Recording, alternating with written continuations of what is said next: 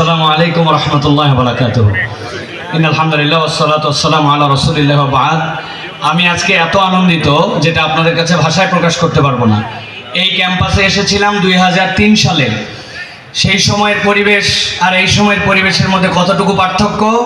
একটা মানুষ সিংহ পুরুষ এখানে বসে আছেন ক্যাম্পাসে, যেটা কল্পনা করা যেত না। আল্লাহ সেই পরিবর্তনে এই মানুষকে এখানে এনেছেন, এটা আমাদের সবচেয়ে বড় পরিবর্তন, আলহামদুলিল্লাহ। আমি আপনাদের কাছে একটা আয়াতে কারিমা তেলাওয়াত করে শেষ করে দিব। আল্লাহ কোরআনে বলছেন, আউযু বিল্লাহি মিনাশ শাইতানির রাজিম, বাল নাকযিফু বিল হাক্কি আলাল বাতিল ফায়াদমাগুহু। আল্লাহ রাব্বুল আলামিন বলছেন, এই সত্য, এই হক বাতিলের উপর আঘাত করবে। ফায়াদমাগুহু ফাইযা হুয়া যাহিক। তবে এই আঘাত অন্য কোথাও নয়, এটা হচ্ছে চারিত্রিক পরিবর্তন। দাঙ্গুন শব্দের অর্থ ব্রেনের পরিবর্তন।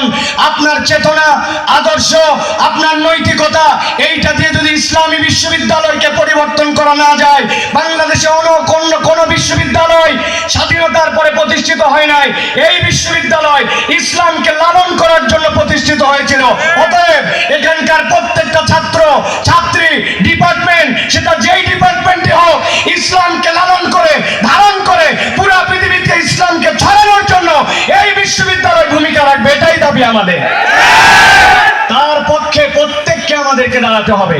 আপনি যে মতের হন, দলের হন, ইসলামী বিশ্ববিদ্যালয় যদি আপনি অন্তর্ভুক্ত হন, ইসলামকে আপনাকে লালন করতে হবে, ইসলামকে প্রায়োরিটি দিতে হবে, এটাই আমাদের শেষ কথা, ঠিক কিনা?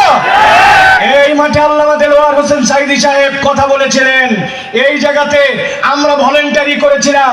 তারপরে আজকে 19 বছর পরে আল্লামা মামুনুল হকের মতো একজন লোক আসছেন। আমরা এই ধারাবাহিকতা বন্ধ করতে দিতে চাই না। আগামীর বাংলাদেশ যতদিন থাকবে, আজীবন আমরা এখানে আসবে ইনশাআল্লাহ। আল্লাহ আমাদেরকে কবুল করে বল, আল্লাহুম্মা আমিন। ওয়া আখিরু দাওয়ানা আলহামদুলিল্লাহি রাব্বিল আলামিন। ওয়াসসালামু আলাইকুম ওয়া রাহমাতুল্লাহি ওয়া বারাকাতুহু।